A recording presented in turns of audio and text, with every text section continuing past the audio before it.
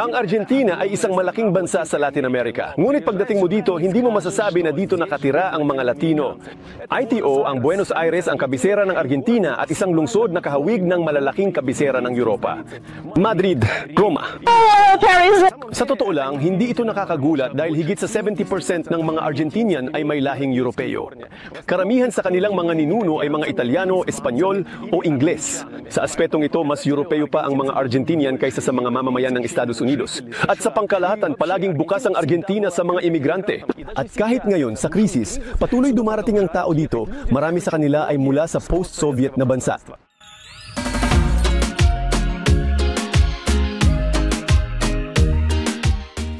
Sa episode, lilipad ako sa kabilang panig ng mundo para makaharap ang mga taong lumipat dito at alamin kung bakit sila napakasaya.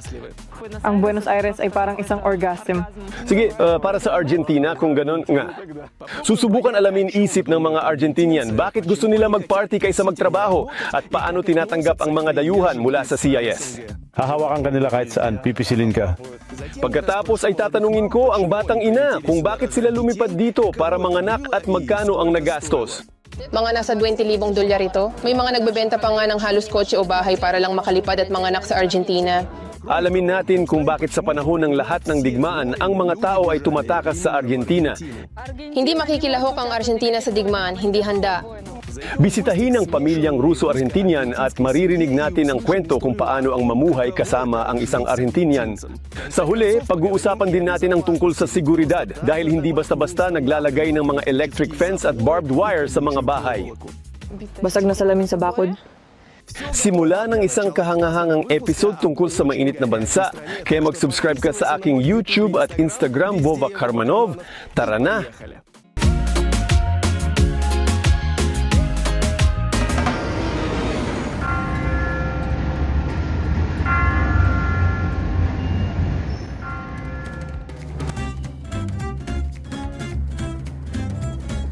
Madalas sa malalaking lungsod, Porto ay hindi kaaya-aya at ligtas pero hindi sa Buenos Aires. Dito sa Puerto Madero, ito ang pinaka-cool na lugar. May mga salamin mataas na gusali, magagandang restaurant at daungan sa mga yate. Dahil dito, pinahinto nila ang lahat ng trapiko dito. Nahuli ako sa interview dahil binuksan ng mga tulay. Pero kahit papaano, maganda para sa akin samantalang ang iba ay nerbiyosong naghihintay. Ito ay para lang sa isang maliit na yate. Kalahati ng lungsod ay isinara.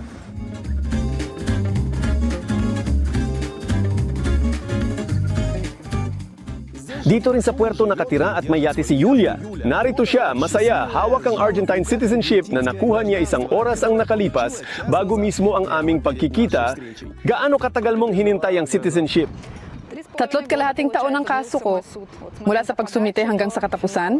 Tinatawag na kaso. Citizenship ay sa korte. Sila ang nagpasya, hukom, kasi sekretaryo humahawak ng kaso mo. At anong uri pamamaraan yon?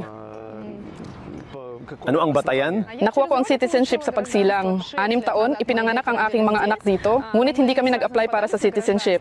Nanirahan muna kami sa Russia. Noon hindi mahalaga sa kahit sino, at noong 2019 ako nag-apply, citizenship. Si Julia, matapos niyang malampasan ang lahat ng burokrasya sa Argentina, ay ngayon tumutulong sa ibang mga Russian-speaking migrante. Sa nakaraang taon, parang may biglang pagdami talaga sa tingin ko dito. Oo, nangyari na naisulat ko ang aking gabay at nagsimula akong magbigay ng konsultasyon bago pa man ang digmaan. Ibig sabihin wala itong kinalaman sa sitwasyon sa Russia. At pagkatapos ay nagkaroon ng napakalinaw na pagdami, syempre sa simula ng Marso. At pangalawa, sa katapusan ng Setyembre, sa simula ng Oktubre, noong nagkaroon ng maraming kahilingan para sa konsultasyon. Ngayon, syempre, ibang-iba na ang Buenos Aires. Ibig sabihin dati kapag nakarinig ka ng wikang Ruso, magugulat ka, saan ka nanggaling taong nagsasalita ng Ruso? Pero ngayon dito sa mga cafe. Ngayon lang umalis ang bahay na Russian sa sushi. Kagabi, may 407 ng mga Ruso, napakaraming tao ang dumating talaga. Ang Buenos Aires sa pagsasalin ay, pero nakatagpo ako ng isang masungit at inatake ang aking kamera. Karaniwan ba ang hangin? Taglagas pa, habang papalapit ang lamig, lalo pang mahangin. Ano mangyayari taglamig? Sa taglamig sa Buenos Aires, ang pinakamataas ay 0 o mas tama, ang pinakamababa ay 0 degrees, minsan umaabot sa gabi. Pero sa kabuuan, maraming maaraw na araw, minsan umaabot ng 15-20 degrees, kaya komportable. Kailangan mo lang ng coat, sneakers, sapat na yon. Taglamig ba sinusubukan lahat lumipad sa mainit na lugar? At kung oo, saan? Sinusubukan namin, lumipad palayo. Ang Turkey at Europa ay lumilipad dito. Sa Europa kung totoo. Dito. Pero dito, lahat ng mga Argentinian ay mga inapo ng mga Espanyol, Italiano. Kaya, maaari silang pumunta doon sa kanilang mga kamag-anak o pumunta lang bilang mga turista. Kaya syempre pumupunta sila sa Europa. Ang Argentina ay nasa ibang hemisphere. Kaya kapag tagsibol sa amin dito ay taglagas at nagiging dilaw ang mga dahon. At para magpainit, pumupunta sila sa hilaga, hindi sa timog. Lang dagat dito. Ang ilog, papunta sa karagatan. Ito ay kulay kayumanggi dahil maraming putik na. Ito ay dagat, ka maliligo dito. Kailangan lumipad, pumunta. At saan lumilipad ang mga lokal para magpaaraw? Karaniwang lumilipad sila sa Caribbean, sa Dominican Republic. Yung may mga visa, lumilipad sila sa Miami, sa USA. Lumilipad din sila sa Brazil. Mas mainit ang karagatan doon. Narito na ang pagkamapagpatuloy. 2 libreng baso mula sa establishmento. Inventaryo. Gusto ba nating uminom ng Aperol? Ito ay parang Well, bagay na yun. binigay ni inventaryo. Para Hindi ko alam kung paano ako hikayatin na uminom. Dapat libre lang ito. Hindi, sa totoo lang, hindi namin ito in-order, pero parang ganito. Hindi umorder ng alak ang mga tao, kaya dalhan natin sila. At ang Aperol ay dapat sa umaga? Wow. Sige, para sa pagkamamamayan. Sige, sa Argentina.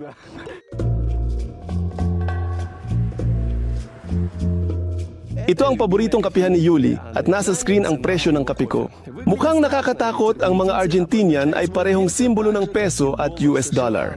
Kailangan mong hatiin ang presyo sa 400. Ipinagmamalaki ng barista ang kanyang mga pininturahang kuko.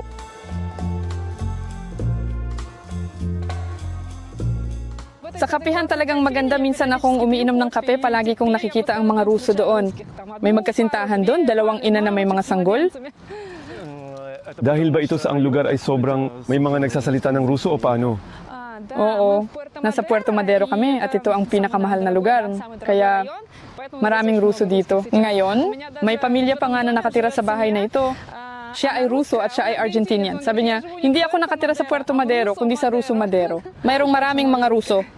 Ibig sabihin, napansin na niya na dumami na sila? Siyempre, sa tindahan palaging nagkikita, maraming tao, kahit saan sa lahat ng mga kainan. Well, mga mayayamang tao ang dumating, karamihan. Iba-iba ang dumating, oo. Pero sa lugar na ito, mayayaman. Kaya palagi silang pumupunta sa mga restaurant at nagkikita araw-araw. At magkano ang renta ng tirahan sa paboritong lugar ng mga nagsasalita ng Ruso? Halimbawa, Sa kasalukuyan siguro mga $3,000. Dito, ibig sabihin, mula sa 2,000 para sa napakaliit at pataas. Meron ding nagkakahalaga ng 6, 7. Ibig sabihin, sa pangkalahatan, kung ikukumpara sa Emirates, hindi naman ganun kamahal. O sa Moscow City, mas mura pa nang bumili dito ngayon kaysa sa Moscow City, sa mga tore, mga apartment. Ngunit, kumpara sa ibang mga lugar dito, mas mahal talaga. kung kukunin natin ang pinakakaraniwang lugar, kung saan nakatira ang karamihan sa mga Argentinian, magkano doon? Tingnan ang studio doon, nasa $500, samantalang dito ay mga $2,000.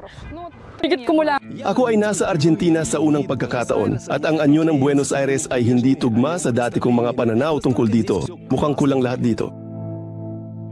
Maganda. Italia at Espanya, parang Paris sa ilang lugar. Pero kahit na kung lalabas ka pa sa labas ng lungsod, doon ay talagang Latino-Latino at iba pang mga bagay. Ang mga tao na pumupunta sa Argentina, ito ang unang tanong. Paano ang seguridad? Ano ang mga sinasakyan doon? May mga bus ba? Ipapakulong kanila. Ang pananaw ng mga tao ay parang katutubo na may panatumatakbo dito. Dumating si Kyle dito mula sa Ukraine, buong 23 taon na ang nakalipas. Ikaw ay isang napakabata at napakalayo sa Argentina? Well, hindi ito ang ideya ko, kundi ideya ng mga magulang. May kumalat na balita na maganda ang klima, mura ang pagkain, walang niyebe. Kaya pumunta kami. May isang pumunta, lahat ay mahusay. Pumunta kayo dito, maganda. May trabaho, binabayaran ka, masarap at murang karne, mabubuhay ka. At ito na. Oo, ang mga unang pumunta sa tingin ko karamihan. Yung mga Ukrainyano ay pumunta. Pagkatapos, sumunod na rin ang iba. mula sa mga kalapit na bansa tulad ng Russia, Belarus. Mas mahirap ang paglipat noong panahong iyon. Walang internet, walang navigator, walang mga bank card. Isang buong kwento. Ang kailangan para tumawag sa mga lola na naiwan, para makatawag, kailangan mong kumuha ng card, i-dial ang isang numero at isa pang numero. Ang card na yon ay may eksaktong 50 minuto para makipag-usap at napuputol ang tawag. Walang internet, walang mga telepono, mga smartphone. Mas madali na ngayon. Noong malayong taong 2000, mga manggagawa mula sa bumagsak USSR ay mataas ang demand. Kinukuha, ibig sabihin nakikita ang mga Ruso, Ukrainyano. Ang may-ari, maupa ng pabrika o planta, ibig sabihin may trabaho. Ibig sabihin prestihiyoso na may puting tao na nagtatrabaho sa iyo. Maaring sabihin ng medyo bastos. Nagtatrabaho sa pabrika, darating ang may-ari ng pabrika, isang pribadong negosyante, darating siya at sasabihin, tingnan mo, nagtatrabaho ang Ukrainyano. Pagmamataas. Ngayon, si Misha ay nag-e-export at nagtatrabaho bilang gabay. Ngunit, lumipat siya galing Ukraine. Nagsimula siya bilang isang laborer. Ang una kong trabaho ay talagang nakakatawa. Mga kaibigan lumapit, sabi, gusto mo magtrabaho? $20 sa araw. Kailangan gawin. Halika. Dinala ako bodega. Sinabi nila narito ang kahon. May mga sombrero. Dinala sa China, smuggling, anumang iyon, kailangan lang tanggalin ang etiketa sa bawat sombrero gawa sa China at nakaupo ako pinupunit ang label. Mahirap sa babae makahanap ng trabaho. Ngunit ang unang paraan na natagpuan ng mga babae galing Ukraine at Russia ay nagbebenta sila ng kape. Ang pagbebenta kape sa kalye ay kumikita. Yun, ibig sabihin, ang taong nagdadala ng kape sa estilo ay tinatawag na cafetero dito. And sa prinsipyo, kumita sila ng maayos dahil mabenta ang kape, mga Argentinian. Umiinom ng kape sa umaga at dagdag pa, dumarating ang isang dalaga o babae na may kaaya-ayang anyo. Slav na may magandang accent. Si Katya mismo ang nag-isip ng kanyang negosyo. Nagbe-bake siya ng mga cake dinadala sa kliyente sa lungsod. Noong una, para lang ito sa mga nagsasalita ng Ruso. At minsan, may mga ilang random na Argentinian na napapadpad sa aming mga kaarawan. Pero pagkatapos, ito ay lumabas sa kontrol. Hindi ko matapos ang pagniniting ng sweater dahil palagi na lang akong nagbe-bake. Hindi nakapagtataka na si Katya ang unang tao sa kasaysayan ng channel na nagpakita ng laman ng refrigerator niya. Ako rin ay naging una sa isang bagay. Lahat ng nakasulat sa iyo ay nasa Ruso. Ba? Ay para sa nagsasalita ng Ruso. Hindi, meron akong 39 na nasyonalidad ng mga kliyente. At ikaw ang magiging unang tao na susubok mula sa Moldova. O ano ang sinasabi? Para sa'yo.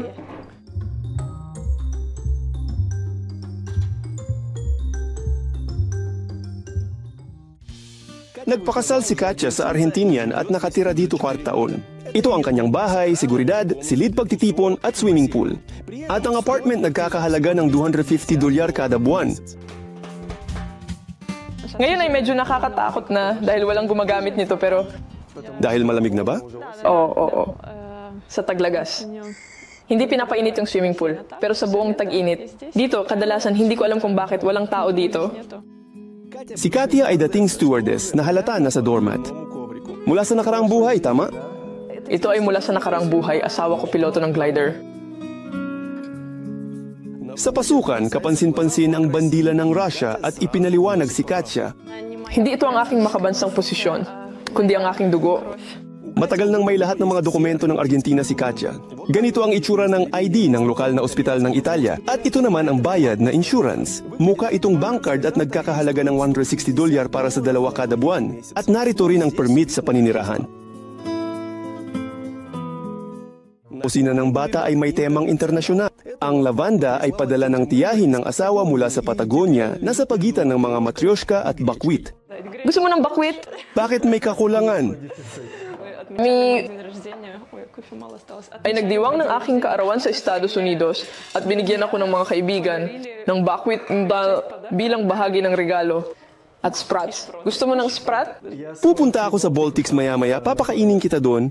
Ngunit ang tagahanga ni Alenka ay hindi si Katya. Isinabit ng asawa. Isa sa amin ay nasunog, ngayon ay may ibang Alenka na nakasabit. Ngayon ay gumagawa siya ng kwas. May kwas sa aking refrigerator. Gumagawa ba siya ng kuvas o na may suot na lapti o tinatanggal ang lapti? Ang asawa ni Katya ay tinatawag na Martin. Marunong siya sa kwas at magpatakbo ng gasolinahan. Kulturang Ruso, talagang interesado siya sa lahat ng ito. Gusto niya. Mahilig siya sa Medovik, pastila, borscht at pelmeni. Well, herring, maliban kung gusto niya ito sa ganong paraan. Eyeliner lang. Mahilig siya sa buckwheat at edible oil. Kikita kayo, sino ang nagbabayad sa mga restaurant? Siya ang nagbabayad. Alam mo ba kung paano yun sa amin? Noong unang beses na nagkita kami sa Dubai, iyon ang panahon na naipit siya at naglakad-lakad lang kami. Inimbitahan niya ako sa hapunan, siya ang nagbayad.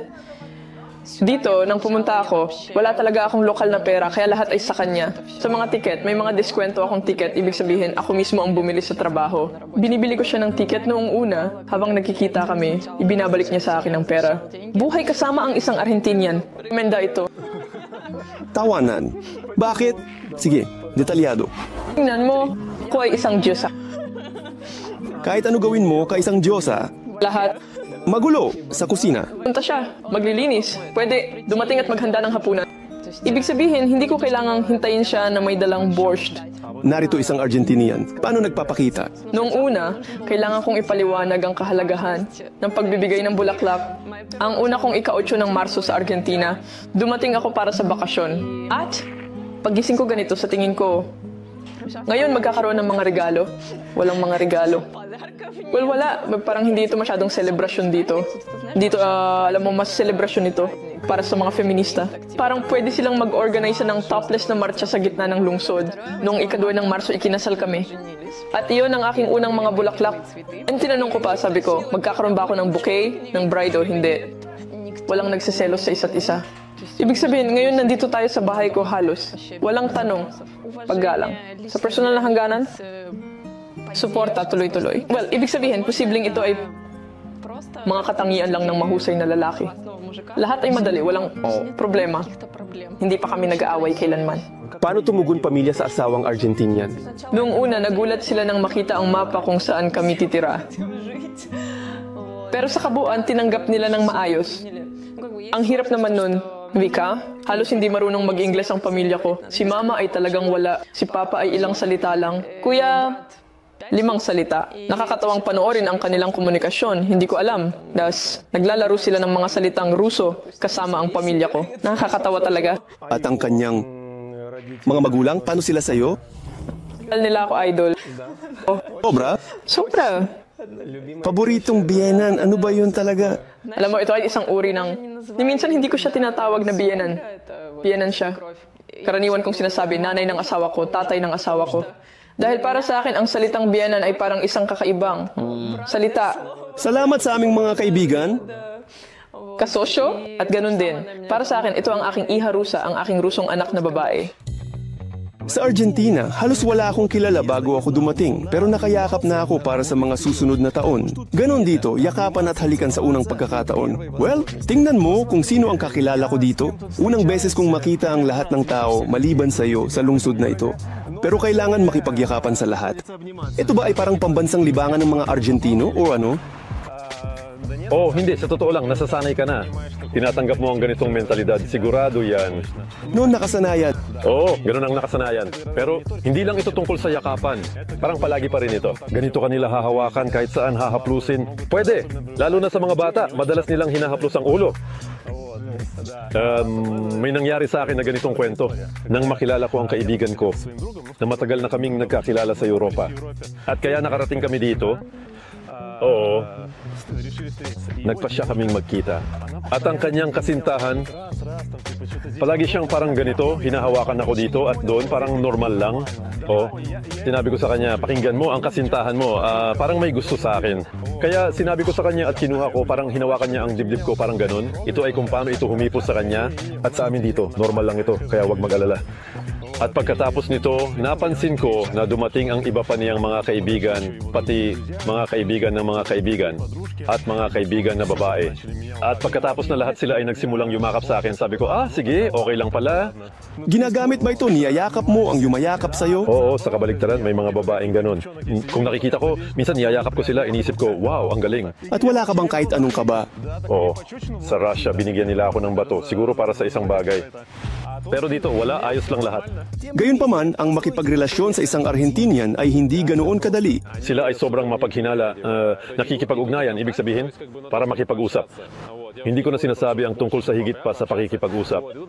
Nakikipag-ugnayan lang ang mga nakapunta na sa Europa o kahit papaano sa Mexico na nakipag-usap sa mga dayuhan.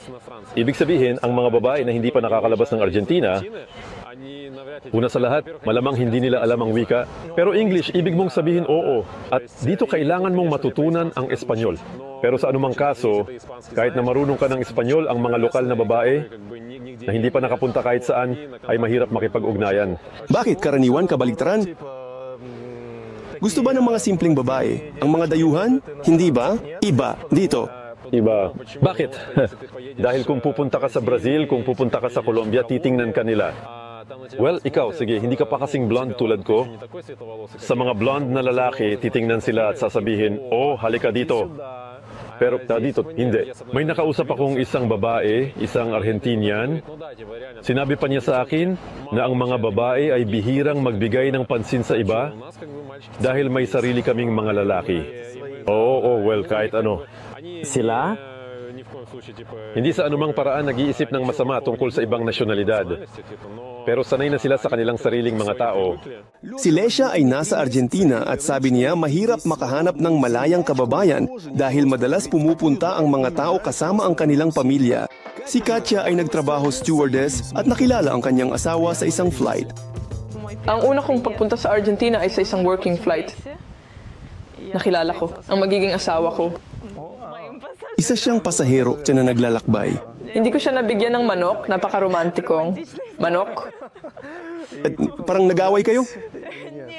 Sa kabaligtaran, siya ay isang super bait na pasahero na tumulong sa akin na isalin sa Ingles. Wala akong alam na kahit isang salitang Espanyol noon. At siya, sa kabaligtaran, ay tumulong sa akin na ipaliwanag sa ibang mga pasahero ang sitwasyon. Sa madaling salita, hindi nila ako ginawa ng drama. Ibig sabihin nagkaroon ng kaguluhan dahil sa manok? Oo, karaniwan gustong-gusto ng mga pasahero na gumawa ng ganun. Nahanap ko siya sa Facebook, nag-usap kami ng kaunti. Alam ko kung kailan siya babalik. At nangyari na naantala ang kanyang flight. Naipit siya sa Dubai hanggang sa susunod na flight. Ayan ako lilipad papuntang Paris, pero tinanggal sa flight. Sa night turnaround flight papuntang Pakistan. Naipit din ako sa Dubai sa parehong araw, kahit di dapat naroon. Mula noon magkasama na kami. Isang taon kalahati ang mga bata ay nanirahan sa ilang bansa. Siya ay pumupunta sa akin sa Dubai at ako naman ay pumupunta sa kanya sa Argentina tuwing weekend. At pagkatapos, pabalik nagpunta kami sa Russia minsan. Sumasama rin siya sa akin sa ilang mga flight ko sa trabaho. Halimbawa, lilipad ako. Isang araw Singapore, sumasama siya akin. Iba talaga ang mentalidad dito. At ito, sa totoo lang, ay talagang nararamdaman. Hindi kapag galing ka sa Russia papunta dito, kundi kabaligtaran. Kapag mula dito ay pupunta ka sa Russia, agad mong mararamdaman ang mga sarado at mahigpit na mukha. Dito lahat ay napaka-amaable kung paano ito sinasabi, napaka-hospitable, magiliw at palangiti. Hindi ito nangangahulugan na magiging super close friends sila sa iyo. Ngunit ang unang impresyon at unang pakikitungo ay napaka-positibo. Sa mga ospital, kahit saan ay amaable ang pakikitungo sa iyo at ganun din sa mga pampublikong serbisyo. Kagaya ngayon, nag-aasikaso ako ng mga dokumento. Walang takot, hindi katulad sa atin na kapag pupunta ka sa anumang tanggapan ng imigrasyon, agad kang matatakot. Ibig sabihin matagal nilang aasikasuhin ito pero may ngiti. At ito ay kahanga-hanga ko, ito pakiramdam ko ay mas Argentinian na ako. Ngayon, paano naman ang mga kaibigan, iyong mga naging kaibigan, at kapag sinubukan mong lumalim kaysa sa unang impresyon, paano sila naiiba? Sinasabi nila mas bata sila. Ibig sabihin, hindi ko pa ito masyadong napapansin, pero sa kabuuan, ang henerasyon ng mga kaedad ko na 30-40 taon ay tila naipit pa rin sa kanilang kabataan. Medyo nararamdaman ito. 80... Handa na silang maging magulang mamaya. Dito, 40 taon sila nagkakaroon ng unang anak. Nagtatrabaho mga Argentinian? Hindi masyado. Pero kapag nagre-relax, profesional sila. Ang disco dito tinatawag na boliche. At hindi pa ako nakapunta sa mga disco dito dahil nanganak ako ng mga anak. Ako'y isang ina. Pagkatapos ay hindi na ito naging prioridad. Dito ang mga disco ay nagsisimula ng napaka-late. Ibig sabihin, una ay napaka-late ng kanilang hapunan. Sila ay nagsisimulang kumain ng alas 10 at natatapos ng alas 12. Mayroon silang pre-party hanggang alauna. Mula alas 2 hanggang alas 6 mga disco. Kailan magtatrabaho? Magtatrabaho? Ano? Sa mga Argentinian tulad ng mga Espanyol, may siesta, tanghali, sarado lahat at nagpapahinga. Nagiging parang tahimik na oras. Sa totoo lang, hindi uso ang magmadali dito, lalo na sa lugar ng trabaho. Tinatawag nila itong mañana. Ibig sabihin nito ay mamaya, bukas o sa makalawa. Ito si Alexander, nag-organisa ng pagtitipon para sa mga Ruso. Ang maliit, bar ay puno. Hindi agad ako nakit ng romansa.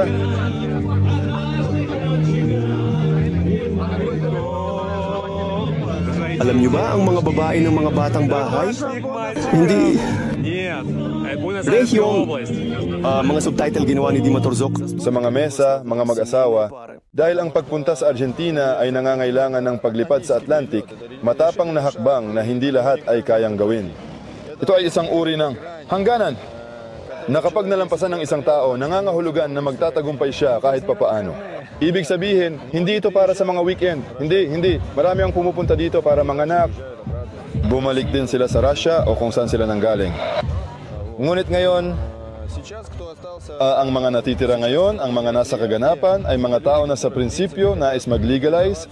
Dito, dahil sa panganak, parade, o dahilan nila, ngunit ito ang mga tao na nais nang mag-organisa dito ng isang uri ng pamumuhay. Maliit na pagtitipon at silang tinutulungan, nag-oorganisa ng mga pagpupulong. Sa simula, ang mga tao ay nagtitipon lamang para sa picnic at nagtutulungan sa pag-aangkop. Nagsimula ang lahat sa mga tao na noong 2015 ay dumating dito mula sa Odessa. Sila, mga nagsasalita ng Ruso ay kinuha ang ideyang ito at tumulong tao. Ang lugar kung saan nagaganap ang maliit na pagtitipon ay mahal at ligtas sa lungsod. Kami ay nasa lugar ng Palermo. Ang lugar na ito ay paborito ng mga Ruso. Bakit? Dito ang pinakamarami. Ewan ko ba, komportable, maraming establishments. Accessible. Well, lahat ay malapit. Ang ibang mga lugar sa Buenos Aires ay hindi gaanong sabihin na natin angkop para sa paninirahan. Ako ay talagang mana-mana.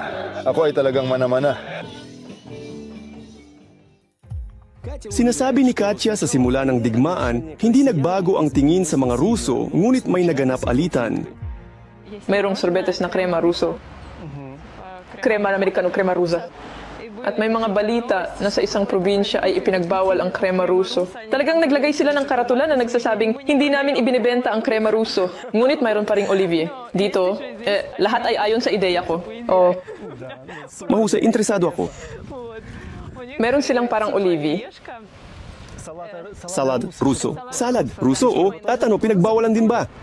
Hindi. Iniisip ko kung saan nila ito tatanggalin. Ngunit hindi. Ang mga roller coaster dito ay tinatawag na montanya Ruso. Ang montanya ay bundok. Ibig sabihin roller coaster. Tinatawag nila, hindi ko alam, Russian salad, Russian roller coaster. Nila ito ipinagbawal? Hindi lahat gumagana. Ang Argentina ay naging mapagparaya sa mga migrante at kanlungan ng mga itinakwil. Dito tumakas ang mga drug lord, mga Nazi. Narito video paano natagpuan pulis malaking imbakan artifact Aleman mula panahon ni Hitler. May mga alamat na kahit si Hitler ay hindi nagbaril sa sarili sa bunker kundi tumira sa Argentina. Doon kami. Ligtas sa English tour. Ang bahay niya. Parang pumupunta siya dito ba? Paano siya? Nabuhay. Parang doon siya namatay. Pero sa totoo lang, papunta siya sa Argentina. At sa Argentina, kung pupunta ka sa lugar na iyon, makikita mo ang impluwensyang Aleman. Dahil ang lahat ng arkitektura, lahat ay Aleman. Maraming Nazi o tumakas Argentina pero hindi sila naniniwala si Hitler. Nabuhay at lumipat. Nakita namin ang bahay. Ito ay nasa lugar na di mo kita, kung di mo alam. Iyon, nabili na. Well, baka si Ekenda. Alam mo lahat ng nandun? Ang mga lola at lolo, sinasabi nila na siya iyon. Siya, si Anna, dumating siya sa Argentina mula sa Ukraine noong 2015. Digmaan sa Donbas, tumaas ko ang dolyar. May pagkaunawa na ang bansa. Ay walang agarang kinabukasan. Ang Argentina ay isang bansa ng mga migrante, bukas sa mga bagong tao. At ito ay tamang desisyon. Si Anna ay may asawa isang Ukrainyano, ngunit nakilala niya dito sa Argentina. Bakit siya pumunta dito? Sa parehong dahilan kung bakit pumunta aking asawa dahil siya ay nasa edad ng pagkuha at nag-aalala na baka makatanggap siya ng tawag at kailangang pumunta sa digmaan. Naniniwala kami na ang kinabukasan ay nasa Argentina dahil sa malalaking mga yaman at ang bansa ay malayo sa anumang alitan. Ang bansa, Mongsh, ay kahit na nagkalkula na kung may pagsabog ng nuklear, sa Ukraine hindi abot sa Argentina. Ngunit kahit na walang banta ng nuklear, may mga problema sa seguridad sa Argentina. Ito ay intercom. Pinakawalang silbi sa Argentina. Dahil walang apelyido, Hindi. Dahil kapag dumating ka ngayon, tumatawag ka sa apartment ko, kailangan ko pa rin bumaba para buksan ka. Hindi ko mabubuksan mula sa labas ng apartment. Ginawa ito para sa mga layunin ng seguridad. Dahil maraming matatanda ang ninanakawan noon, pinubuksan nila para sa kanila. Kumusta ako ang apo mo? sa tabi ng bahay ni Katya ay may paaralan para sa mga espesyal na bata at lahat ng bakod sa paligid ay pinalakas ng mga bakal tinik at electric fence. Laging may kuryente. Basag na salamin sa bakod elektriko. Mga kable. Na ito ba ay nasa ibang bahay na? At mga bakal na tinik narito ang buong set. Payol. Dalawang kamera. May mga kamera rin sa pasukan. Ang minahan nasaan? Wala sa akin. Sa lugar ni Katya, halos bawat bahay ay may electric fence. Ibig sabihin ito ay may kuryente pero hindi malinaw kung ngayon sa ilalim nito o hindi. Hindi ko alam kung paano tingnan, pero sa tingin ko gabi-gabi ay may kuryente ito. Ano kinatatakutan kung maganda lugar? Aakyat sila? Oo. May darating siguro mula sa ibang lugar, siguro sa Kusyet. Oo. At aakyat sila. At umaakyat sila. At alam mo ba ang tungkol sa mga ganitong kaso? Kahit kamakailan, nakita ko sa Instagram, may umakyat sa bahay ng mga kaibigan natin. Sa mga nagsasalita ng Ruso ay maaaring akyatin. At ang pagnanakaw sa kalye. Nagpapatrolya ang pulis, tama? Oo, at nagnanakaw din. At anong ibig mo? Isang bagay. Kapag sila ay nakasibilyan, maaari silang... Ibig sabihin, kaunti lang ang tiwala, tama? Sa lahat ng bansa sa Latin America, maraming walang tirahan. Ang Argentina ay hindi exception pero sa tingin ko, mas kaunti sila dito kaysa sa Brazil o Colombia. Dito rin, may mga walang tirahan. Dahil medyo mainit dito, maganda ang klima. Maari silang manirahan sa kalye buong taon, pero hindi sila mapanganib. Sila ay ganun lang, natutulog lang sa kalye. Hindi sila nangaaway tao? Hindi. Mayroon bang katulad ng mga favela ng Brazil dito, squatter, ano ang tawag sa kanila dito? Ang tawag po mga slum. Ito ay mga mahihirap lugar, pero may mga tao. May mga masisipag na tao na nakatira lang doon at pumapasok sa trabaho. Halimbawa, bilang kahera sa lokal na tindahan. Mayroon talagang mga adik at magnanakaw na lumalabas sa lungsod para lang magnakaw. Isang iPhone na nakahiga na hindi magandang tingnan sa sarili nitong dosis. Dito, kapag may nangyaring ganon, tulad ng armadong pagnanakaw, ito ay nagiging malaking issue. Pagkatapos ipinapakita ito sa telebisyon linggo sa balita. Ngunit sa karamihan, syempre, ang mga magnanakaw ay yung mga basta na lang nakikita ang masyadong ganyan yan. Sa isang lugar na puno ng putik, hindi siya tatakbo para magnakaw at tumakas. Basta, kung ikaw ay magpapabaya, aalis at iiwan ito, malamang napansin na nila ito. Sa Buenos Aires may malinaw na pagitan ng magaganda at di magandang lugar at ang hangganan ay maaaring dumaan sa kahabaan ng isang kalye. Highway 25 de Mayo. Dito ito dumadaan. Lahat ng nasa ibaba ay medyo delikado. Ibig sabihin, mas mabuting huwag maglakad dito na may dalang mamahaling telepono. At dito, sa prinsipyo, sa buong lugar na ito ay parang medyo ligtas. Ito rin ay parang super ligtas, ngunit ito ay umaakit ng mga tao dito dahil may mga bagay na pwedeng nakawin. Kaya kailangan ding maging maingat dito. At ikot ang iyong ulo ng mas madalas. Ngayon ay naglalakad kami sa isang maliit na lugar. Pakiramdam ko ligtas ako. Hindi ko nga iniisip ang tungkol sa camera. Meron akong 2 telepono. Parang ang unang telepono medyo mas mahal. Ang pangalawang telepono ay medyo mas mura. Para sa karaniwang lugar. Oo, ibig sabihin dahil dito, halimbawa, kahit na ang SIM card ko ay Ruso, parang nandito sa akin sa teleponong ito. Pero hindi ako nag-aalala dahil alam ko, hindi ko mawawala, naglalakad ako sa maayos na lugar. Hindi pupunta sa mga lugar na iyon, doon pagkatapos ng 11, kung hindi kailangan, mas pipiliin kong umuwi. Pabalik sa apartment, sa akin papalitan ko ang telepono, SIM card at kunin parang lumang telepono. Dahil pagkatapos ng 11, kung gusto mong hindi mahiwalay sa telepono mo, ayan, magpakailanman. Kung gayon, kailangan mong mahiwalay dito pansamantala, kahit man lang pagkatapos ng 11. Pero may tsansa na manakawan pa rin, di ba? Hindi. 100 pagkakataon. Pero sa anumang paraan, mas maraming problema si Lesia sa Europa. Dumating ako sa Belgrade, halimbawa, isam sa mga pinakaligtas na lungsod. Sa totoo lang, at sa unang 2 linggo, nanakaw ang telepono ko, At dito, 2 buwan na ako, papasok na sa 3 buwan at wala man lang akong naramdamang banta. Hindi dapat lumapit ang sino man ng higit sa 3 metro. Ibig sabihin, para magkaroon ka ng pagkakataon na makagalaw, ilang sila ay lumapit. Ganito, may kutsilyo, itutok, matapos na. Pero dito, syempre, hindi mangyayari iyon, mas naangkop ito. Sa Gruydilla, marahil, sa totoo lang, ang Buenos Aires, ang pinakaligtas na lungsod sa Argentina. Pero nandun ako, kasama ang kaibigan ko sa kanyang bayan, sa kanyang sariling lungsod. At lumabas kami.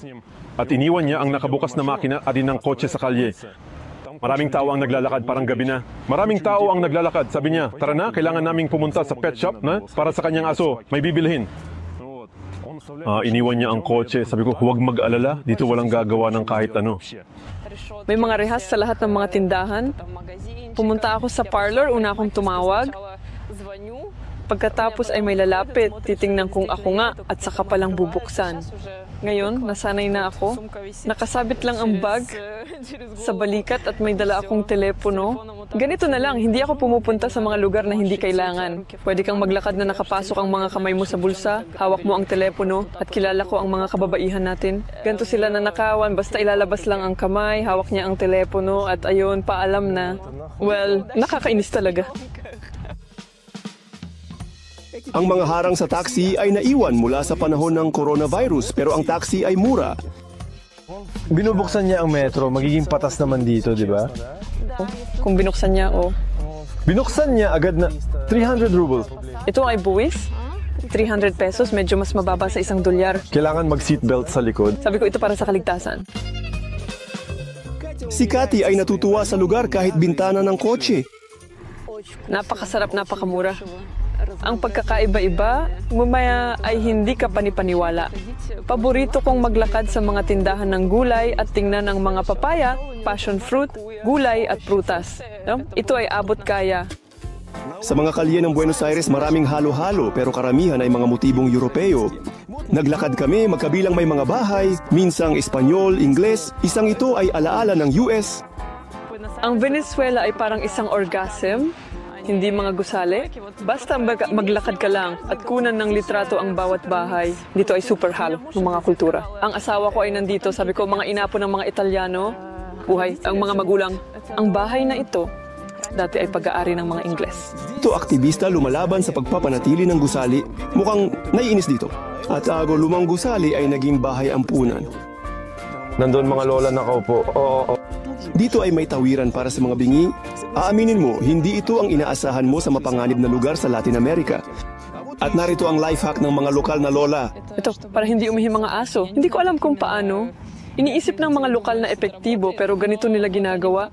Minsan, naglalagay sila malapit sa bahay at naniniwala na ang aso ay dadaan lang. At nakita mo ba na hindi dumaan ang aso? Hindi, tingin ko wala lang aso.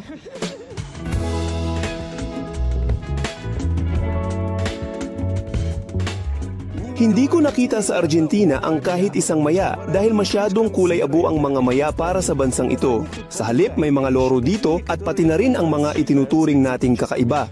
Isa pang dahilan kung bakit mahal ko ang Argentina? Ang football ay dahilan kung bakit mahal ng marami ang Argentina. Ito ang kasalukuyang kampeon ng mundo sa football. Puro tagahanga. Sa mga parke, may nag-iensayo ng pakikipaglaban, karamihan ay naglalaro ng football. Ang alamat ay si Maradona at nandito kami sa harap ng kanyang bahay.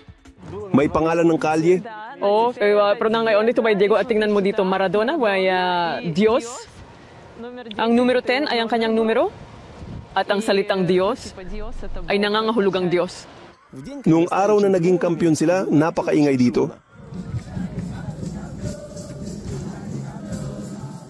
Sa bahay na ito, nagkaroon siya ng apartment. Sa kasamaang palad, hindi ko alam kung anong palapag, pero dito mismo. At pumunta kami dito nung naging kampiyon sa walang mundo ang Argentina. At pumunta kami dito para magdiwang, talagang lumabas ang buong bansa sa kalye. Hindi ko alam kung ipinakita ito sa balita. Sa inyo o hindi, pero lumabas ang buong bansa sa kalye. Siya kasama kami. At dahil malapit lang kami nakatira, napaka-komportable talagang pumunta dito.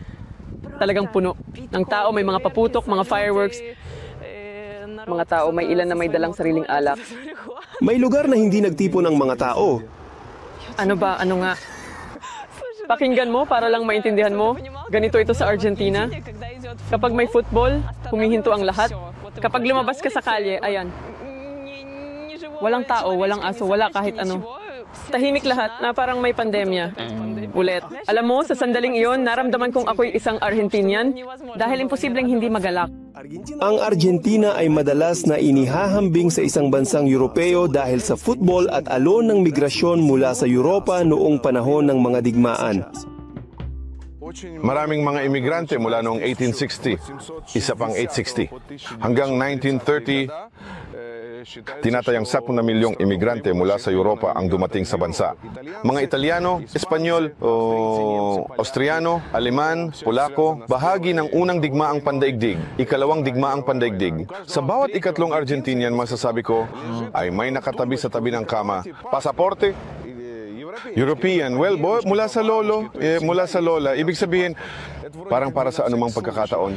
Kung may mangyayari dito. Isang uri ng krisis. Kailan nagkaroon ng krisis dito? Noong 2001, nang ideklara ng Argentina ang default at nawala ng ipon ng mga tao, ibig sabihin, hawak nila ang pasaporteng ito. Sabihin natin, ng Italia o Espanya, kung may natitira pa silang mga ugat, parang umaasa, kung sakaling may mangyari dito, maililigtas namin ang aming sarili sa Europa, di ba? Pero sinasabi sa mga kaibigan kong Argentinian, kulang na lang sa inyo doon. Sa Europa, Inapo ng Ingles, nagsasalita ba sila ng Ingles? Ang Argentinian ay sinasalita sa Ingles ng higit kaysa sa Russia. Pero hindi naman kinakailangan mga inapo ng mga Ingles. Halimbawa, ang tatay ng asawa ko, 73 taong gulang na siya at napakagaling ng kanyang Ingles. Ang nanay hindi nagsasalita, 61 taong gulang siya. Ang mas batang henerasyon, oo, marami dito, alam mo, nag-aaral pa nga, paano ba, mga bilingual, di ba? Oo, sa dalawang wika. Nagsasalita din ng Ingles si Katya kasama ang kanyang asawa. Napansin ko na nakikipag-usap ka sa Ingles sa Messenger, kahit na mukhang maayos ka rin sa Espanyol, nakipag-usap ka sa taxi driver sa Espanyol. Ganyan ako natuto ng Spanish. Sa mga taxi. Mga taxi driver. Nakipagkita ka sa taxi. Nang lumipat ako, sinadya naming magpasya na panatilihin ang Ingles bilang wika sa pagitan naming dalawa upang mapanatili namin ang antas ng Ingles.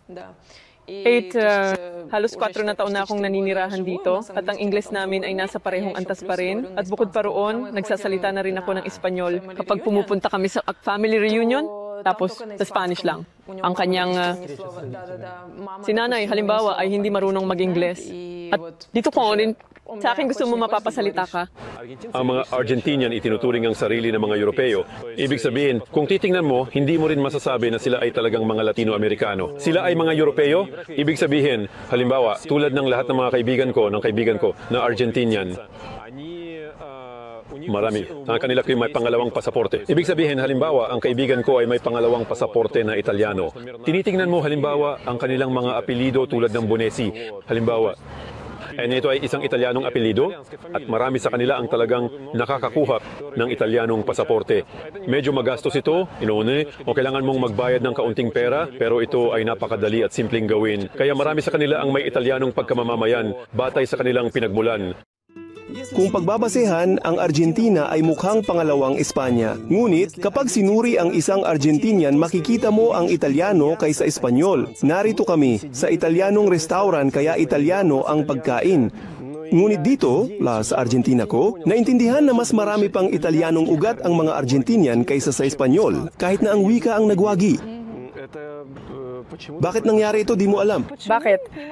Hindi ko masabi, hindi ako masyadong historian at iba pa. Ngunit ang katotohanan ay sa mga kaibigan kong Argentinian. Karamihan ay may ugat na mula sa Argentina.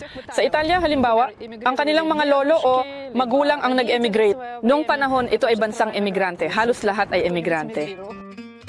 Milyon-milyong mga Italiano ang dumating at nag-integrate sa isang umiiral na lipunang nagsasalita ng Espanyol, kaya't unti-unting nakalimutan ang wikang Italiano. mayroong kaunting mga salita na ginagamit sa pang-araw-araw na usapan, halimbawa dito sa Argentina. Halimbawa, ang salitang Italiano na lavorare. Ang lavorare, suat matagumpay itong ginagamit ng Argentinian hanggang kasalukuyan. Sa slang, kapag nag-uusap ang mga tao, me voy a laborar. Laborare, magtrabaho. Ngunit ito na natili muli mula sa Italiano dito. Tapos, ito ang pinakamahalaga, pinakamalakas na alon ng mga Italiano sa Estados Unidos. Ito ba ang parehong alon? Parehong alon, no. Taksil sa Argentina kay Sashpit? Oo, mga Espanyol, mga Italiano, tinatawag din silang Gallegos dito. Maraming migrante sa Argentina mula sa Asia. Ngayon, naglalakad kami sa Koreanong distrito. Karamihan ay nagtatrabaho dito, hindi nakatira. Dito sa ay may komunidad ng mga Koreano. At sa kanila ang mga tindahan dito, ito ay mga damit na aabot tayo sa kalye kung saan maraming mga Koreanong restaurant na sikat at paborito ng mga tao. Sayang, hindi talaga tayo makakarating ngayon pero doon ay masarap kumain kahit Korean barbecue. Galing ba ito sa aso? Hindi. Ibig sabihin ikaw ay Koreano. Sasalita na ba ng Espanyol ang mga Koreanong ito? Oo. Dito ay ang ating henerasyon. Marami sa kanila ay ipinanganak na dito. At sila ay nagsasalita ng napakahusay na Espanyol na hindi mo malalaman na siya ay Koreano kung pakinggan mo siya. Kapag pumunta ka doon, hindi mo aakalain makikita mo ang isang Koreano pero nagsasalita siya ng kamangha-manghang Espanyol at parang sasabog ang utak mo. Paano ito posible? At yung mga halimbawa, mas matanda sila ay pumunta dito, sila syempre dito na natuto. Pero sila, alam mo, nananatili pa rin sila sa isang sobrang saradong komunidad. Karaniwan ay nag-aasawa sila sa loob ng kanilang grupo. Pag-uusapan natin ang pagkain sa Argentina hindi sa isang Koreanong restaurant kundi sa isang Italianong restaurant. Sa totoo lang, mas marami ang Italianong establishmento na kaysa sa Espanyol. Sa Espanya, pura na paella. Dito, mas bihira. Paella kaysa pasta pizza, 100%. Meron kang milanesa. Naisip ko subukan mo ang isang karaniwang paborito ng mga Argentinian na putahe. Ito ay manipis na piraso ng karne na may breading. Pero ito ay baka. At ito ay niluluto sa iba't ibang paraan sa oven o piniprito. At dito, ito ay sa deep fry. Susubukan mo, sinasabi nila na ito ay Italian dish, pero sa totoo lang, mas popular ito sa Argentina kaysa sa Italia. Kanta sa koro. Dito, tumigil na ako sa pagluluto at naging tamad na. Ngayon, hindi ko alam kung babalik ako sa Europa, hindi ko alam kung paano ako doon dahil palagi akong mahilig magluto ng sarili kong pagkain, lalo na ang mga nakasanayan ko. At dito, tumigil na ako sa paggawa nito dahil pwede kang pumunta sa isang maliit na kainan at mag-almusal ng madali parang sa halagang €5. O halimbawa, kung gusto mong magluto ng kahit ano, tulad ng patatas o iba pa, mas madali para sa iyo na pumunta sa mga espesyal na buffet kung saan bumibili ka ng pagkain na timbang at binabayaran mo ito ang handa ng pagkain. Sulit ba ito para magabala dahil sa totoo lang baka mas marami ka pang magastos kung ikaw mismo ang magluluto nito? Maraming lutong kondensada. Mahilig ang mga Argentinian na ilagay sa dessert, ito ay dulce de leche. Abot kayang alak at mayamang tradisyon sa alak. Alam ng Argentinian ang kanilang limitasyon. Napakatamis, kulang ng kulay gatas. Kapag walang ricotta, hindi cottage cheese. Kailangan ng ricotta ang cottage cheese. Espesyalista na dumating mula roon at gumagawa na ng kulay gatas, ricotta at gumagawa ng mga dumpling. May murang alak at mayamang tradisyon sa alak. Alam ng mga Argentinian ang kanilang limitasyon. Walang alkoholismo dito. Hindi sila umiinom, siguro ang iilan lang. Ang umiinom ng whiskey o iba pa, pero walang ganong umiinom ng isang baso ng vodka. Hindi na ito ay para lang tulad sa atin na sumangayon sa pangkalahatan. At sa lahat ng dako ay napakasarap ng alak at ito ay napakamura. Ibig sabihin, sa ilang mga establishmento, pumupunta ka at makikita mo na ang presyo ng beer ay 1,300 pesos, habang ang alak ay 1,500 pesos. At iniisip mo, bakit hindi na lang uminom ng alak? Minsan, kahit ang magandang alak ay mas mura pa kaysa sa magandang beer, kaya minsan mas mabuting uminom ng alak dito. Sa Argentina, lahat ay mura. Pero hindi ganon kadaling kumita sa bansa. Gayunpaman, kung lilipat ka may kita, maaari kang makakuha ng European ginhawa mas mura kaysa karaniwan. Maaari kang magkaroon ng minimal na kita online sa Russia, tulad ng karaniwang sweldo sa Russia. Pero dito ay makakagalaw ka ng maayos. Halimbawa, pero hindi palaging ganon. Argentina, hindi para sa trabaho. Kaibigan ko, manggagawa kumikita ng 5,000 pesos isang araw. Sa tingin ko, ito ay barya lang, sa totoo lang. Ito ay $10.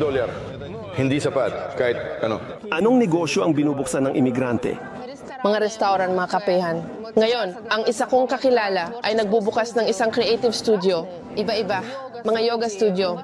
Ito ay main serbisyo para sa Russo speakers o para sa mga Argentinians? Ito ay higit pa para sa mga Argentine. Naiintindihan namin na kailangan namin ng pera mula sa mga Argentine. Ngayon ay napakaraming Ruso at sa tingin ko ito ay isang napakagandang emigrasyon. Dahil ang mga tao ay dumating hindi dahil gusto nilang kumita dito. Ngunit sila ay dumating dito na may pera upang mamuhunan sa bansa. Ay para sa Argentina, ito ay kahanga-hanga. Ito ay mga matatalinong tao na dumating upang bumuo ng kanilang buhay sa loob ng bansa gamit ang kanilang pera, kaisipan, mga ideya.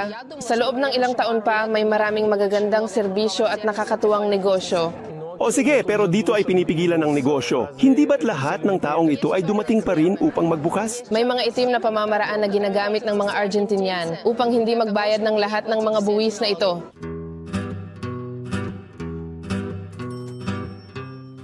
Isang piraso ng tsokolate lang talaga ang inilagay sa gatas. At ito, sila mainit na tsokolate? Oo, mukhang ganun. Hindi mo pa ba natikman ng ganito? Sa tingin ko, ito ay talagang gatas. Karaniwang gatas, basta may tsokolate. Tunaw ba ito? Sadyang ganito ba ito para matunaw? Ayan, walang kapayapaan. Sinabi ko, ang mga Argentinian, mga profesional sa pagre-relax. Buenos Aires, tinatawag ng lokal na bayres. Sa gabi, maaari nilang isara ang kalye at mag-party doon hanggang umaga. Dito ko iniwan si Leosha. Sigurado akong magiging maayos siya dahil kasama niya ang kanyang kaibigang Argentinian. Ang paglalakbay na ito sa Latin America ay talagang nagbago ng aking pananaw sa ating planeta. At sa video na ito, hindi ko maipapahayag sa inyo ang lahat ng mga impresyon na ito. Marami akong inilagay sa highlights ng aking Instagram. Huwag kalimutang mag-subscribe dito. Ako, Vova Karmanov.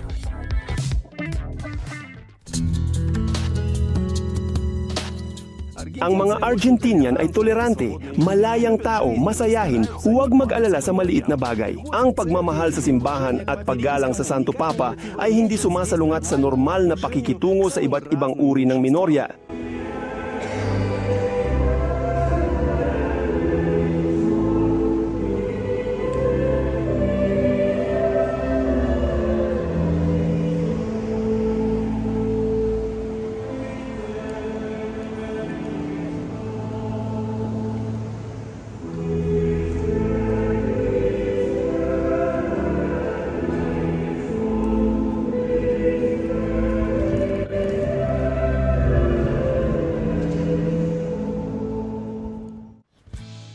Sa simula ng digmaan, dumagsa sa Argentina ang mga buntis na kababaihan Russia. Sa isang punto, minsan hinuli pa ng mga taga-Argentina ang isang eroplano na kahina-hinalang puno ng mga buntis. Lahat ng mga iskandalong ito na umaabot sa atin sa mga headline ng mga sikat na publikasyon na lahat ay tumigil sa pagpapapasok ng mga Ruso, pinahinto ang eroplano na may mga buntis na Ruso, lahat ay pinapalayas. Lahat ng ito pinaghihinalaan ko na hindi totoo. Ikwento mo kung paano talaga nangyari.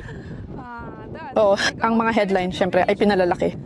Ibig sabihin, nakasulat na binabawi ang VNZH ng lahat na hindi pinapapasok.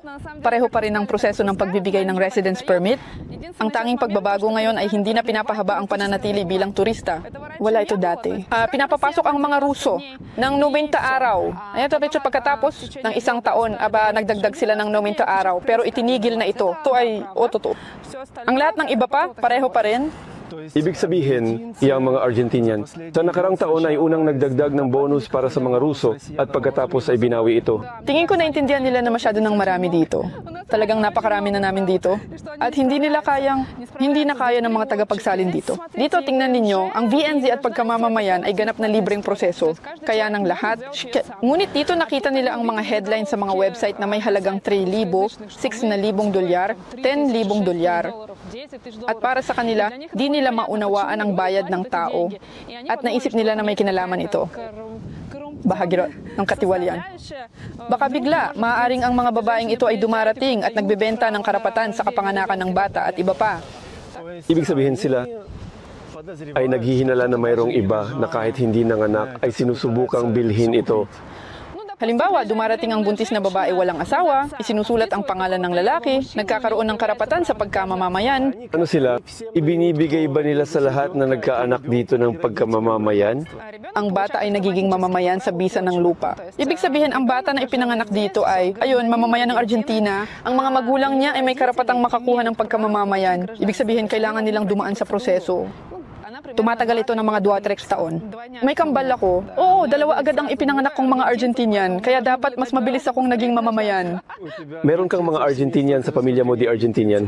Ngayon, mas marami na. Ngayon, lumalabas na ako ay isang Argentinian na rin. Nakaalis na. Konti bago maging mamamayan. Hindi ba kayo sabay? Dito, lumalabas na ang bawat asawa. Ay pumupunta sa hiwalay na hukom at ang bawat isa ay may sariling kaso sa sarili nilang paraan. Sa sarili nilang ritmo. Kaya malapit na rin siyang matapos pero hindi pa. Gaano ito kamahal para sa mga tao mula sa Russia o Ukraine na pumunta dito? Para manganak at makuha ang lahat ng dokumento? Hindi lahat ng pagkamamamayan sa bata. Para sa bata, 3 linggo post-birth, buong dokumento. Wala nang problema ngayon sa paggawa ng anak, mga dokumento. At sa usaping pera, kung pinag-uusapan natin ang tungkol sa serbisyo, ng katulong, tagasalin, kumpanya, pagkakupa ng apartment, ang bayad sa ospital at bayad sa doktor, ito ay nasa humigit kumulang $20,000. Sa Mexico, mas mahal ang mga anak. Sa Chile, mas mahal din. At saka, hindi rin ganun kadali makakuha ng mga dokumento. Kaya dito pa rin ang pinakamagandang kondisyon. Sa tingin ko, maraming tao ang lumilipad para manganak at nakikita ko na ang iba ay halos ibinebenta na ang kanilang mga kotse at apartment upang lumipad at manganak sa Argentina. Talagang maraming tao. Noong Pebrero, meron akong 16 na panganganak na personal kong dinaluhan. Marami iyon. Masaya ang Argentina tanggapin migrante at nagbibigay ng dokumento hindi sa pumunta para manganak. Mas mainam ipakita ang kita sa Argentina, nagbabayad ng buwis. Hindi masyadong mataas, kaya maaari kang magbukas ng maliit na monotributo, katumbas ng IP sa Ruso o self-employment. At buwan-buwan ipakita na nagbabayad ka ng buwis. Ang lahat ng iba pa, mahalaga lamang ang sertipiko ng kawalan ng kriminal na record na hindi ka nahatulan dito o sa anumang probinsya. Sa Interpol, hinihingi na wala kang record. Walang kinakailangan para sa magulang. Maaari mong itago ang iyong pagkamamamayan.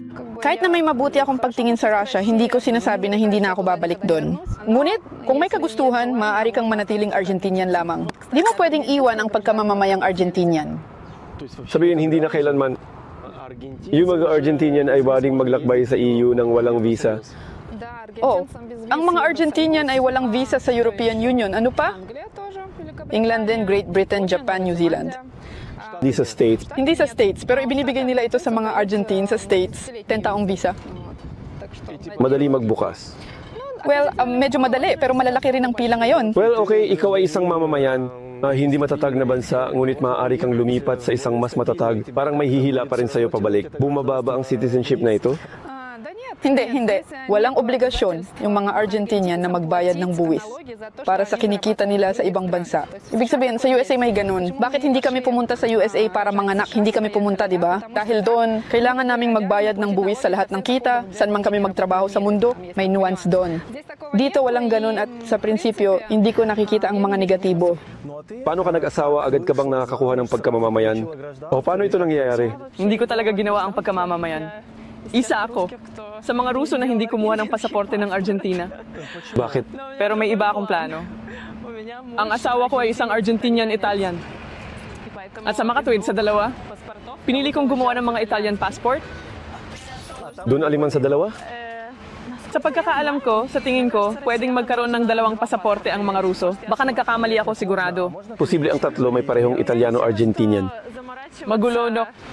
Gawin ang mga bagay para sa 2 bansa. Wala masyadong malaking pagkakaiba sa kanila. Pero mas madali sa Italian, halimbawa ang visa sa Estados Unidos. Kailangan 3 taon na kasal, matutunan ng wika, pumasa sa pagsusulit. Kaya tapos na sa akin, nakapasa na ako. Ibig sabihin, halos nakuha mo na ang Italian passport mo? Ngayon, natigil ako. May kailangan ini pang ayusin sa mga dokumento para makapag-apply sa lahat-lahat. Pero sa ngayon, medyo pinabayaan ko muna ito. Supare? At sa ngayon, gamit ko lang ang Russian passport ko na mas mabuting itago ngayon. Ang mga anak ni Yulia na ipinanganak sa Argentina ay 6 taon. At sa ngayon, pumapasok pa sila sa paaralan. Di kailangan ng kindergarten. Ibig sabihin, Hindi, pumapasok sila. Nagkaroon ng panahon na medyo pumapasok sila sa kindergarten, pumapasok sa summer camp. Sila ay natutunan ng wikang Espanyol, nagsasalita sila sa wikang Espanyol. Pero sa kabuuan sa ngayon, nasa homeschooling sila. nakarating na sila sa Russia? Nung sila ay napakaliit pa. Nagkaroon sila ng impresyon na maganda doon sa kung anong dahilan. Nandun sila hanggang 2 taon. Pero palagi nilang sinasabi, pumunta tayo sa Russia, ma'am. O maglakbay tayo sa Moscow, sa bangka. At hindi nila naaalala. Sa tingin ko, hindi nila naaalala. Ako lang ang nakakaalala kung gaano kahirap bihisan ng 2 tuwing taglamig bago lumabas. Hindi. Ayoko na. Sino ang inyong mga kaibigan at pamilya? Sino ang inyong nakakasalamuha? Sila ba ay mga nagsasalita ng Ruso o ibang tao? Noong una silang nagsasalita ng Ruso ng migrante. At pagkatapos nang magsimulang maglakad ang mga bata, medyo pumasok sila sa paaralan, nagsimula kaming makipagkilala sa mga magulang ng kanilang mga kaklase. At ngayon, sa totoo lang, nagkaroon kami ng maliit na grupo ng mga magulang na Argentinian, na ang mga anak ay kasing edad ng sa amin. At salamat sa mga kaibigang ito, mga Argentinian, natutunan ko ang wikang Espanyol. Mas gumaling ito dahil kailangan makipag-usap sa kanila. At ngayon ay nakakapagsalita na ako ng maayos. Dito, ang paaralan ay 6 na taon sa pilitan. Sa susunod na taon, kapag 6 na taong gulang na sila, kailangan na nilang pumasok sa paaralan. Dito, nahahati ito sa 2 antas, primarya at sekundarya, 6 na taon sa isa, 6 na taon sa isa pa. Dito ang pag-aaral ay magaan, walang takdang aralin sa simula. Ang mga guro ay kaaya-aya ang pag-aaral para sa mga bata upang masaya silang pumapasok sa paaralan. Talagang gusto ko ang ganitong pamamaraan. At pagkatapos, kapag ang bata ay lumalaki at nagiging mas may kamalayan, siya na mismo ang naglalayon ng mga resulta. Kung nais niyang mag-aral, nakakamit niya ang magagandang resulta. Kaya't ang paaralan ay itinuturing na mas mahina kumpara sa Russia, halimbawa, o sa mga bansa ng CIS. Ngunit ang mga universidad ay itinuturing na medyo malakas. Ang mga para sa makatuwid ay mag-aral sa wikang Espanyol. Kung may malaking kagustuhan, mayroong alinman sa kindergarten, sa wikang Ruso, o Ruso na kolehiyo, paaralan, o ano paman. Sa ngayon, wala pa. Pakikusap pa ito ay ang paaralan. Sa embahada. Ngunit mahirap makapasok doon, karamihan ay mga anak ng mga diplomat. Minsan kung may mga bakante, nakakapasok din ang mga tao na gustong mag-aral sa paaralang Ruso. Ngunit ito siyempre ay para mag-aral, direkta sa mga semestre ng Russia. Ngunit dito iba ang taglagas at taglamig. Mahirap ito para sa bata. Ngayon, maraming mga imigrante ang dumating, nais nilang magbukas ng paaralang Ruso, ngunit mahirap makakuha ng sertipikasyon upang magbukas ng kindergarten o paaralan. Sana magtagumpay sila, baka kailangan ito ng iba. Ngunit ako ay hindi ko dalhin mga anak sa paaralang Ruso. Mag-aral ng Espanyol at Ingles. Sa mga pribadong paaralan dito ay hindi mahal at madalas ay 2 wika, Espanyol at Ingles. Magkano presyo sa paaralan? Well, hindi naman mahal. Siguro nasa $300-400 ang halaga kada buwan. Paaralan, ito, ang primarya o ibig sabihin, ang una, ang panimulang paaralan. Ito ba ay pribado at ang pampubliko ay libre? Ang pampublikong paaralan ay libre bukas para sa lahat. Ibig sabihin, turista, pasaporte, dayuhang pasaporte, pwede pumasok sa libreng paaralan. Medyo mas mahirap makapasok dito dahil ang mga libreng paaralan ay nahahati rin sa magaganda at hindi magaganda. Kailangan mong magparehistro sa e-registration system. Maraming imigrante na dumating ngayong taon ang nakapagpasok ng kanilang mga anak sa paaralan at sa libreng daycare. Usapan mga kahinaan ng Argentina, sinasabi ang kabagalan at pangit na serbisyo. Ngunit sa kabilang banda, nagbubukas ng puwang para sa negosyo sa mga aktibong migrante. Sa Argentina, mahina ang mga serbisyo. Ito ay kung saan ito ay kinakailangan. Ipakilala ang serbisyong meron sa Russia. At kung ang mga tao ay gumagawa nito, okay, kailangan itong itulak dito. Para sa utak ng isang Ruso, napakahirap mag-adjust na ikaw ay ipinagpapaliban para bukas o nahuhuli. Dumating ka sa isang lugar, kinakausap ka ng waiter na para bang isa kang uri ng tao sa kanya. Kapatid, alam mo, ikumpara ano man. Manicure. Sige, darating ka, may tsaka doon. Ano ba yun? Dito ha, hindi ka pupunta, hindi ko ginagawa. Mga babae natin ay magaling. Kung tungkol sa manicure, super duper lang. Kung pupunta ka, isipin mo grabe, sinisterilize ba nila ang mga kagamitan o hindi? At ganon, lahat ay karaniwan lang. Ibig sabihin, kailangan mong masanay, tanggapin ito. At ngayon, wala na akong pakialam. Ibig sabihin, nasanay na ako. Pero madalas na ang mga positibo ay hindi tumigil si Lesha sa pagkain. Hindi na rin siya naglalaba ng mga damit. Tumigil na akong maglaba ng mga damit ko mag-isa. Dahil sa halip na maglaba ng mga damit mag-isa, kukuha ka na lang isang malaking bag. Dadalhin mo sa laundry at para sa €3 lang, isang malaking bag, 5-7 kilo. Lahat ng damit mo ay lalabahan, plansahin at mabango, walang mansya, walang kahit ano. Maisip mo bakit ko pa ito poproblemahin. Una sa lahat dahil walang washing machine kahit saan. sa mga apartment, kahit saan ka man umupa. Napakabihira nangyayari yon. At pangalawa, bakit mo pa po problemahin kung doon naman ay lalabhan, plansahin at patutuyuin lahat? Sa ngayon, ang paborito kong lungsod sa mundo ay ang Buenos Aires. Sa kabila ng lahat ng mga problema dito, mahal ko ang Argentina at ang Buenos Aires. At ano ang paborito mong lungsod noon?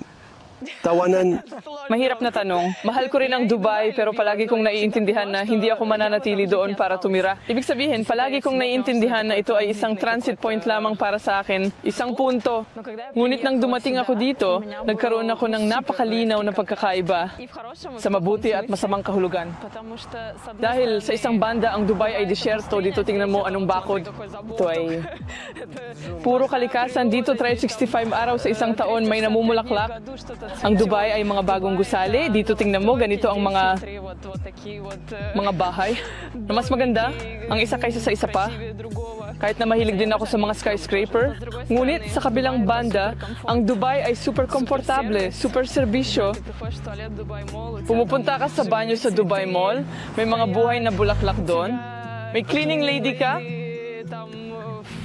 May kurbata sa inidoro. Parang nagpunta kami sa isang ekskursyon. Oo, dito ka pumupunta. Wala kang sabon, wala kang mga tissue, wala. Ito ay episode sa mga dinatakot sa kwentong nakakatakot sa Latin America, lumipat at hindi nagkamali. Ngayon ang Argentina ay hindi na Antarctica, kundi bagong tahanan, komportable kapag alam mo paano mamuhay. Sa aking channel, magkakaroon isa pang episode sa Argentina at serye ng kwento tungkol sa Latin America. Mag-subscribe ka sa aking YouTube at Instagram. Kahit saan, ako si Vova Carmano. Bye!